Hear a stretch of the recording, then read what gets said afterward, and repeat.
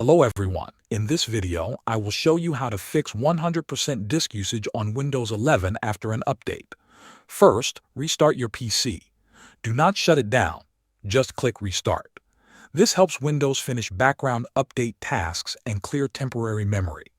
If the problem is still there, disable the SysMain service. Open the Start menu and type Services, then open it. Scroll down and find SysMain. Right-click it, select Properties, and set Startup Type to Disabled. Click Stop, then click Apply. This reduces constant disk activity in the background. Next, run a disk check. Search for Command Prompt, right-click it, and choose Run as Administrator. Type CHKDSK, space C:/F/R, and press Enter. If it asks to schedule on restart, type Y and press Enter. Restart your PC. This will scan your drive and fix errors caused by the update.